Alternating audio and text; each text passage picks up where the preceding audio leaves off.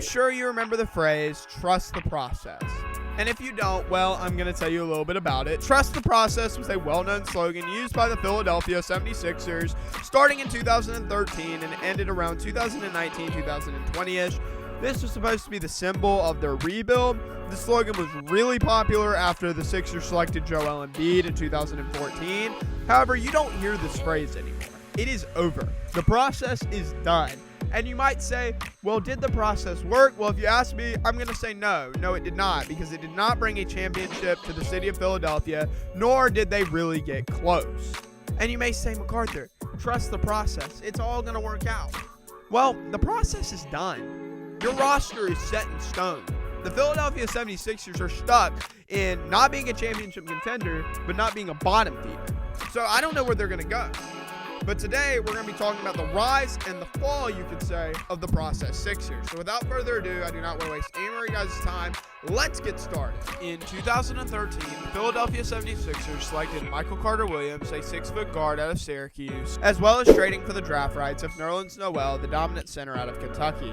The team had just blown up everything the year prior in 2012, as they had traded former All-Star Andre Iguodala to Denver. So this was supposed to be the great reset. New management, new team, and basically they just wanted to tank and get draft picks. Michael Carter-Williams actually ended up winning Rookie of the Year, but this wouldn't mean much as Coach Brett Brown literally just let him shot chuck the entire season. And Nerlens Noel was out from his ACL tear. He suffered in college, so yeah, he didn't play at all in his rookie season. The 76ers would finish with the second worst record in the Eastern Conference with 19 wins and 63 losses. They would be rewarded with the third overall pick, where Philadelphia would actually make the right decision and select Kansas's Joel Embiid, who we all know now is one of the best players in the entire league. But coming into the NBA, Embiid was supposed to be the savior of Philadelphia, the player that saved this team and that would put butts in seats, because that was a problem for 76ers fans. They did not want to come to games because the team was so bad. There was no player that was notable that people wanted to see. Well, Joel Embiid was supposed to be that player. Unfortunately, the 7'2" big man would miss his first 2.5 seasons with various injuries in his foot. So the 76ers had to play the entire 2014-2015 season without their new cornerstone of the franchise.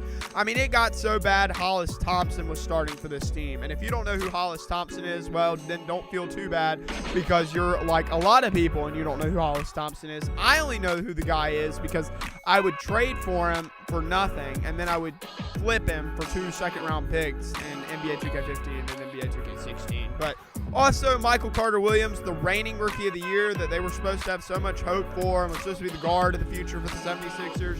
Well, yeah, he got traded to the Milwaukee Bucks for a 2018 first-round pick.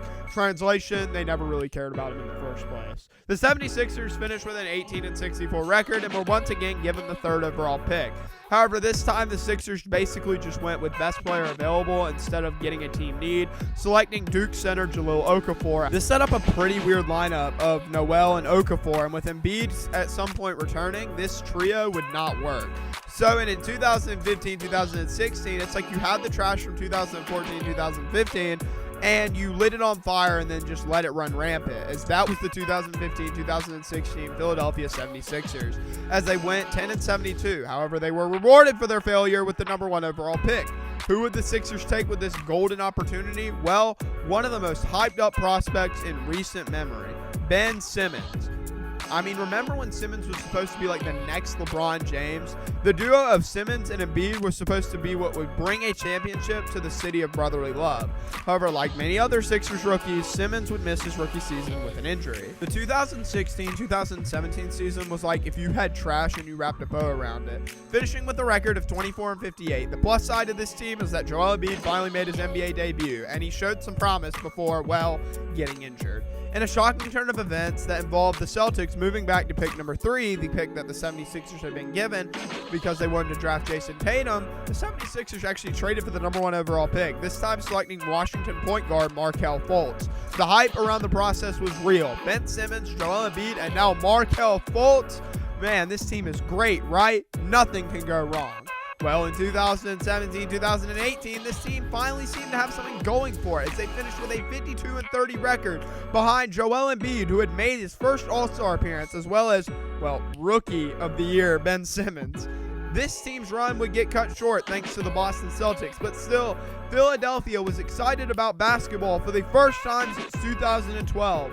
The process was working. So how much better could they get in 2019? Well, the answer is pretty similar record-wise, as they finished with a record of 51-31. But the noise was for real around this team, as they took the eventual champion Raptors to a Game 7 that literally came down to how the ball bounced on the rim. Sixers fans, I'm sorry to bring up the Kawhi shot. I really am, but honestly, I had to. I had no choice. Joel Embiid was living up to the hype, and Ben Simmons was looking really solid as he made his first All-Star appearance in 2019. And they were able to trade for All-Star Jimmy Butler as he was unhappy with the Minnesota Timberwolves. This team was rolling, and if they could get Markelle Fultz to be healthy with his shoulder, as he took the regular 76ers path and was hurt early on in his career, this team was destined for greatness. However, this wouldn't really be the case, as it seemed after 2019, this team stagnated. Butler left for Miami after having problems with the Sixers management. Embiid was amazing, and Ben Simmons had a lot of hype, but outside of these two, there wasn't a whole lot clicking for this group. And in 2019 and the 2019-2020 season, the Sixers finished with a mediocre 43-30 record, which was good enough for 6th in the East. But honestly, other teams were figuring Philadelphia out. Other teams basically just made the business decision not to guard Ben Simmons outside of the free throw line because the man could not and would not shoot a three-pointer. It wouldn't matter how open it was, and it didn't matter if his life depended on it. Basically, the Sixers were playing 4v5 as Ben Simmons was useless. There was little hope around this, and honestly, the pieces they did have, such as Al Horford and rookie Matisse Thybulle, weren't really working. Also, by the way, Matisse Thybulle, I absolutely love the man's vlogs. If you haven't checked them out, you really should. There appeared to be a problem, and the Sixers management believed that it was with head coach Brett Brown. So the 76ers fired Brown and hired legendary coach Doc Rivers, who recently had mutually split up with the Los Angeles Clippers. This was supposed to be a good fit, and during the 2020-2021 regular season, it was good, as the 76ers finished with a 49-23 record, which was good enough for first in the East, and many thought that this was finally a year of the boys from Philly. However, they were dead wrong, as then came the Atlanta Hawks.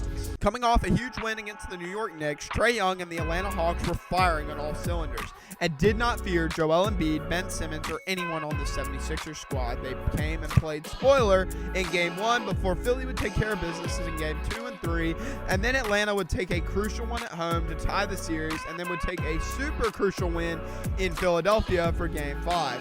Then back in the ATL, the Sixers would come away clutch, setting up a great Game 7. If the 76ers could win, they would have to face the Milwaukee Bucks, who are looking really, really good after defeating the Brooklyn Nets, led by KD, Kyrie, and James Harden. But first, they had to get through the Hawks, which had seemed to be a struggle for this team. Game 7 was extremely tight, and it came down to the wire. With just over 3 minutes left, down by 2, Ben Simmons I'm just going to let y'all watch this clip for yourself. Tapping his way in, spins on Gallinari, gives it up, oh, he was right there, and a foul as Thybulle goes to the basket. Boy, Simmons, uncontested, had a layup. So as you can see, Ben Simmons blatantly gives up a wide open layup, and honestly, this was the story of the new Ben Simmons. The guy had lost his mojo, any form of confidence, it was now gone, and the Hawks would end up winning by 7. Social media went crazy. Ben Simmons went from being one of the most popular young stars to becoming the biggest clown. Twitter went into a frenzy, and Ben Simmons was visibly distraught by it. The series right here, 2021 against the Atlanta Hawks, was the end of the process. It all came crashing down right then and there. Ben Simmons was becoming extremely frustrated with the 76ers organization, as well as the city of Philadelphia, as he couldn't handle the backlash he was receiving. The man literally stopped caring about the game of basketball, literally practicing in sweats with his phone in his pocket. Then, out of nowhere, Simmons has this back injury. The 76ers were scrambling, as they had recently given Simmons a max extension to stay with the team, so it appears they were stuck. Or were they? Because remember me talking about the KD, Kyrie, James Harden Nets? Yeah, well, that wasn't going too well, and Harden was becoming real unhappy in Brooklyn. Well, Philly sees this as the golden opportunity to get a former MVP to truly help Joel Embiid, as well as to give the drama queen Ben Simmons what he wants. It's a win-win. So the 76ers traded Andre Drummond, Seth Curry, Ben Simmons, and some picks for James Harden and Paul Millsap. So this was it, right? The Sixers were unstoppable. The process is back and completed. Well, not so much. While they did finish with a 51-31 record, the East was getting a lot better. So this was only good enough for 4th in the conference. So after they defeated the 5-seeded Raptors, the 76ers would have to face the number 1 seeded Heat, who looked like they were men on a mission and looking like they had something to prove. And boy, was James Harden on a mission too. A mission to become a professional brick mason, as the man could not buy a shot. And well, the 76ers lost to the Heat in 6 games. And now, here we are, 2022-2023. It's much of the same. You have Joel Embiid, who plays at an MVP level every single year and gets practically nothing in return. You have to feel sorry for the guy. Doc Rivers never takes responsibility for anything, and the 76ers are stuck. I don't see them as a championship threat, but they are far from bottom feeders. So I believe that the process is over, and now we're in trust the stagnation period. But let me know your thoughts down in the comments section. Do you think the 76ers have a chance of being a championship contender? That's it for today's video. Thank you so much for spending this time with me. I hope you enjoyed it. If you did, please show it by hitting the like button and subscribing for more content just like this one. It helps out a ton and it absolutely makes my day. Until next time, have an awesome day, and I'll see y'all later.